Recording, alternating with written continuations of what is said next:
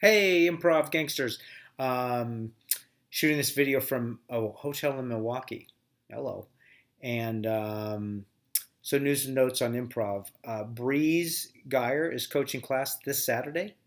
And if you know anything about Breeze, he's been at improv for about a decade, maybe longer. And he's been a real student of the art form.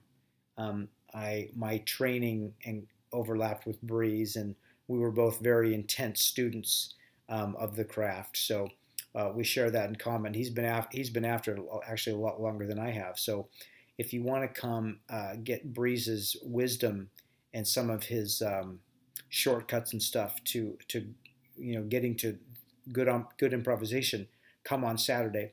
He structures his class nice in a way that where they build on each other and it kind of makes sense in your brain. So come on out and catch Breeze this Saturday.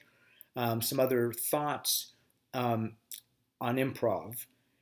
So from day one or very early on in improv training, you're going to hear some structure rules that talk. One of them is getting the who, what, and where out. So the reason that's important, we're starting an improv scene kind of in the middle of life, um, and we want to get the who, what, and the where out as soon as we can because it gives a context for an audience to go, okay, I know who these people are, I know where they are. Now let's break those down a little bit earlier. Improv is a dynamic and complex art form. So I was reading an acting book the other day and it actually said great acting is actually simple. It's not easy, though. And I think improv is very much the same. It's actually super simple, but very difficult to execute. So when we're talking about the who, what, and where, those three important elements, first of all, the who is pretty simple. We know who we are to each other. And then the where and the what are a little bit more complex.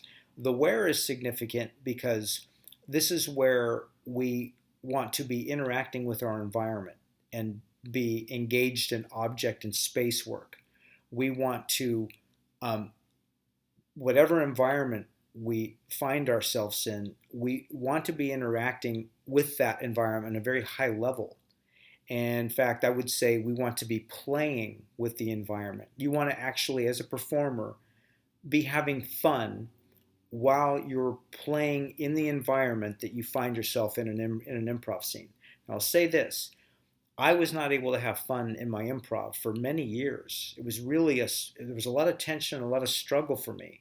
I would walk into improv scenes and still to some degree to this day, I walk into an improv scene going, what are we doing? What are we talking about?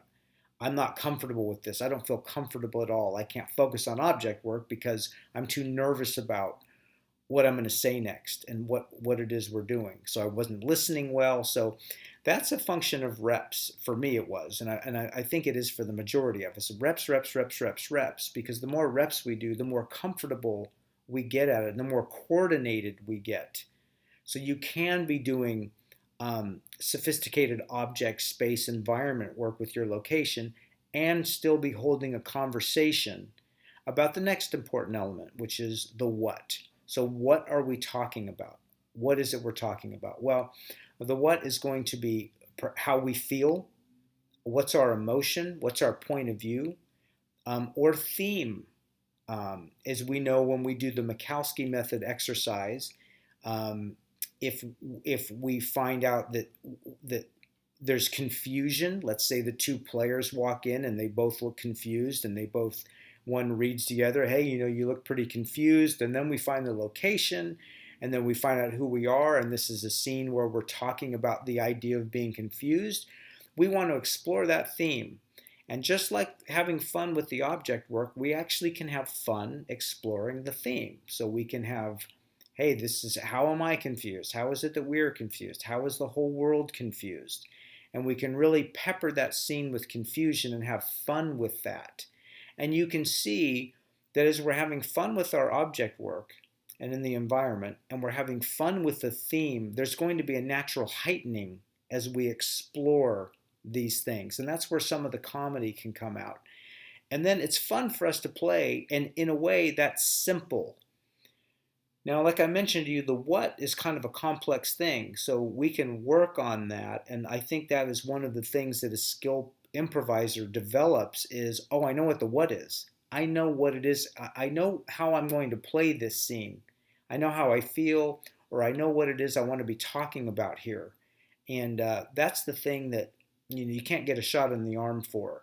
I think that's something that's developed. So there you go. Those are my thoughts on improv for the week. I'm also going to explore the idea of playing big um, when I get back to the next class. And playing big isn't necessarily being a caricature or screaming. It's not that type of a big, but I will explain what that looks like too. And I think playing big can be a lot of fun and also get us out of our heads. Cool. Hope to see you this Saturday and the next Saturday. Peace out.